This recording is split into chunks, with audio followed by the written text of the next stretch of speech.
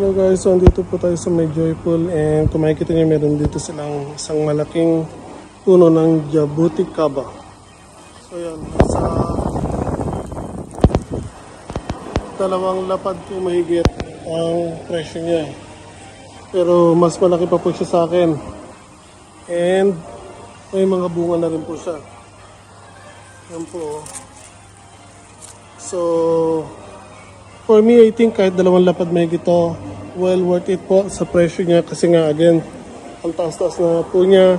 Then ililipat niya lang siya sa mas malaking container kung dito sa Japan kasi hindi ko sure kung mabubuhay siya sa lamig. Pero sa nabasa ko dito, pwede po siya or natotolerate niya ang lamig. Pero kung gusto niyo makasigurado, ilagay niyo lang siya sa mas malaking container. Itong size na to, kung may pera lang din kayo, mas maganda to kaysa bumili kayo ng maliit.